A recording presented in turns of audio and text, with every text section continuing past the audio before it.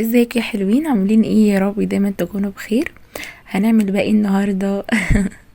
يلا بقى هنعمل يا حبيبي مع بعض الكبسه السعودي. هنعملها بطريقه سهله وسريعه جدا جدا. زهقنا بقى من المحاشي ومن الطواجن والحاجات التانية دي، فقلنا بقى يلا نجدد ونعمل اكله سريعه وسهله كلها في حله واحده. بص يا حبايبي، الكبسه دي سهله جدا. احنا بنعملها ازاي؟ طبعا بنجيب حله على النار ونشوح فيها ايه بصلايه. انا طبعا حاطه هنا معلقه سمنه بلدي، حاطه عليها كمان شويه كده من الزيت. بدي البصله تشويحه كده وبنزل عليها ايه باربع فصوص كده من الثوم. ومعايا طبعا بهاراتي بتاعت الكبسه.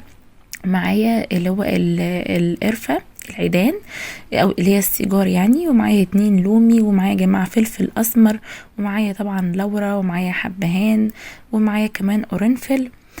خلاص. ومعايا ايه كمان معلقة كبيرة كده من بهارات الكبسة، ومعايا كمان معلقة صغيرة من الكاري.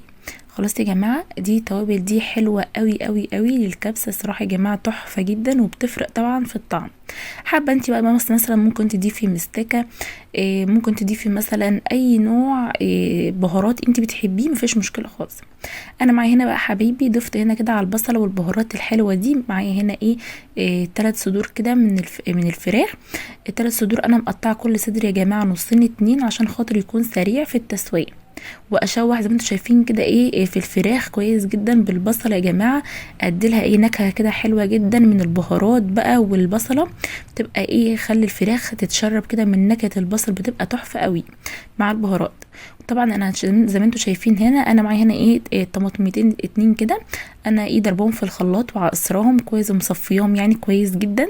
ونزلت عليهم في الفراخ وهشوح برضو كده بقى إيه الفراخ مع البصل الخطير ده بقى اللي متبهر بالبهارات الحلوه دي. وهشوحه كده كويس في الطماطم.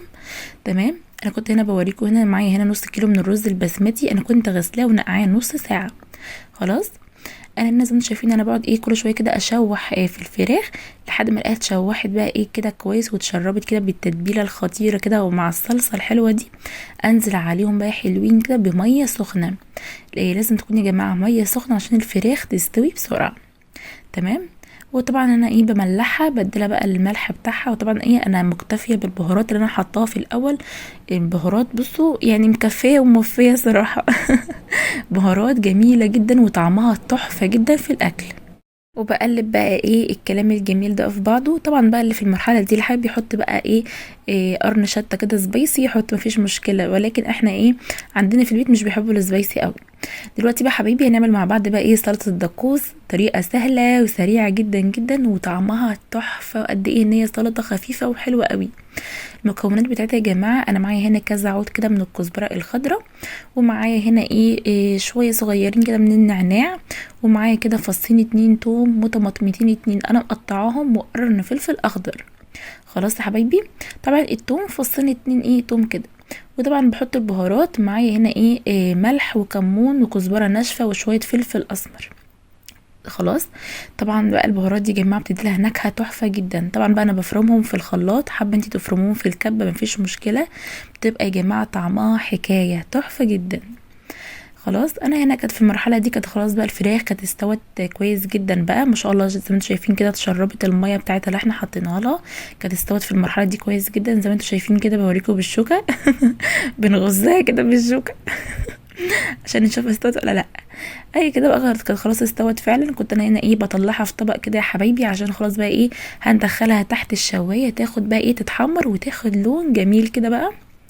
انا هنا في المرحله دي يا حبايبي بنزل بقى كده ايه الرز البسمتي. انا هنا كنت خلاص بقى بعد ما نقعته صفيته وغسلته كويس جدا. وبنزل بقى على ايه على الصوص بقى اللي نزل من الفراخ ده بقى والبهارات والبصل والكلام الجميل ده. وبقلب بقى الرز كويس جدا اخلي الرز ايه يتطعم بالتطعيمه الحلوه اللي نزلتها الفراخ دي في الحله. وطبعا بقى ايه بعد ما بقلب بقى ايه حبايبي الرز بالبهارات كويس جدا كده انزل بقى ايه عليه بالميه. طبعا بقى يا حبايبي انتوا عارفين ان الرز البسمتي بيختلف شويه عن الرز المصري. طبعا هنا كوبايه الرز البسمتي بتاخد كوبايتين 2 ميه. خلاص. طبعا الرز المصري كوبايه الميه عليها كوبايه رز على طول. تمام. انا كده هنا ايه بقلبه بقى ايه وبعايره كويس جدا. طبعا بقى اللي حابه تظبط له الملح بتاعه تظبطوا له الملح بتاعه. انا الملح كنت مظبطاه كويس جدا وقت ما كنت بحط الفراخ. هنا بقى ايه عليت عليه النار لحد ما اتشرب.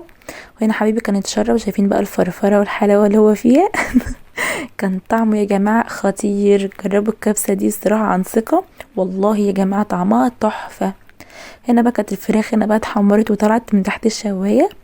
هنا بقى كان وقت خلاص بقى الفطار بتاعنا، كان ده وقت بقى الفطار.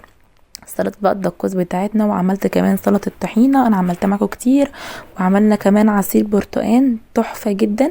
تنسوناش بقى يا حبيبي في اللايك والاشتراك في القناة. مع السلامة.